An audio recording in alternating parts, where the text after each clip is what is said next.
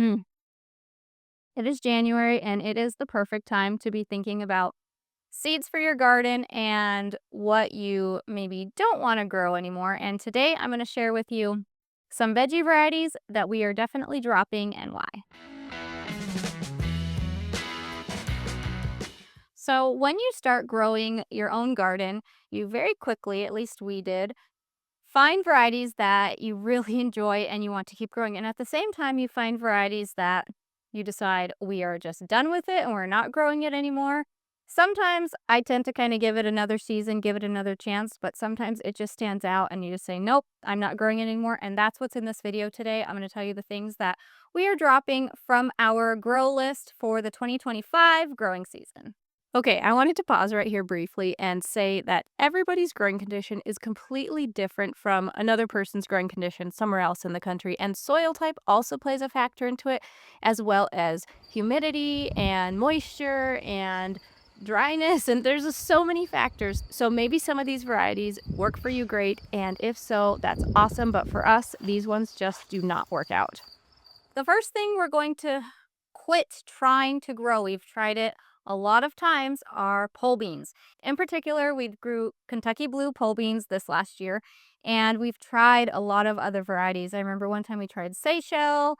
I can't remember the other names of the other ones, but they have just never performed well enough for them to matter and for them to make a substantial amount of green beans for us to be able to take them to farmers market and to have enough for ourselves. We just really prefer bush beans and they just do so much better and you don't need a big trellising system and they just win. We are writing off growing any pole beans for this year, which when it comes to planting time, I always want to stick a few in because I have a fantasy, I guess, of a big, nice, long row with a bunch of beans vining up and making a cool walkway or something, but I just need to do that with something else and not pole beans. The next thing that we are dropping from our grow list for 2025 is called red burgundy onion. I have been searching for a red onion that will store well and that we can grow well and that's really productive. We are in Montana in zone 4 and this year we tried red burgundy. I started these plants the exact same as our other two varieties, which ended up doing really well, that are a white or a yellow onion. And we still have onions from them right now. The ones that were a storage variety, we have onions from them, and they taste amazing.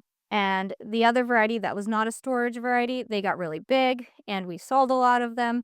And then we kept them to eat them fresh in the fridge and stuff, and they just did amazing.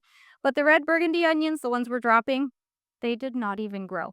They were started the same way, and the bulbs got about this big, maybe? And that's about it. And they just died. They were watered the same way. Everything else was the same. So we're dropping that variety. They did not work for us. I'm hopeful for a different variety, but that will be in another video of what we're going to be trying for a purple or I guess red onion for 2025. The next veggie variety that we are done with are turnips, and in particular, purple white top globe turnips.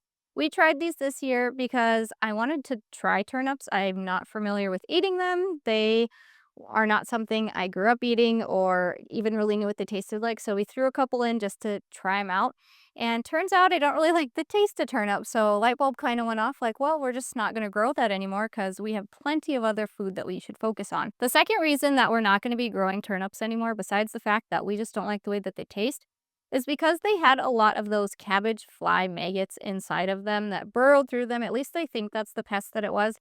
And it was just another reason that we kind of decided to turn away from them. Now, maybe you like turnips and that is something that you want to keep growing, and I hope you do keep growing it for sure, because we all definitely have our own likes and things that we think are good or maybe not so good. The next variety that we are dropping from our list is Colorado Red Star Artichoke. And the reason we're dropping this one is because there's another artichoke variety that performs better for us in our growing season.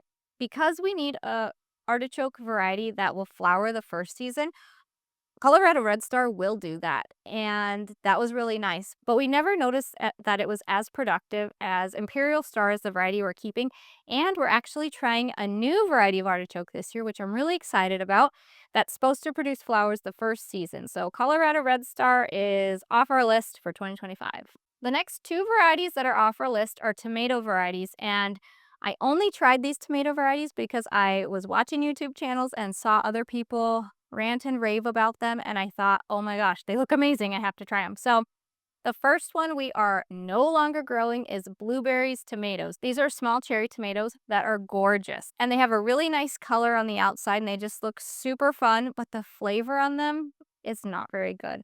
We did a taste test this summer, and when we got to the blueberry tomatoes, it was a very much of a downfall. So we will not be growing blueberry tomatoes anymore. We did not like those. When I mean we didn't like them, I mean we stopped picking them because we didn't want them mixed into our other cherry tomato variety baskets and then taking that to the farmer's market and then having the blueberry tomato cause people to think that our tomatoes tasted bad because they ate a blueberry tomato at that point. That's how much we didn't like the blueberry tomatoes. The next tomato variety that we are dropping is black strawberry tomato.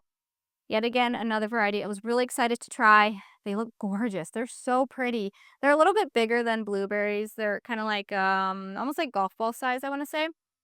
The flavor was better, I thought, than the blueberries, but it just did not stand out. It didn't taste good. It tasted okay. So we're just dropping that one. Wasn't impressed. The color's pretty, but I want more than just a pretty color, I guess. And the last veggie variety that we will be dropping for 2025 is Murasaki 29 sweet potato. I've also just heard it called Murasaki sweet potato. And the reason that we're dropping this variety is because it did not perform well.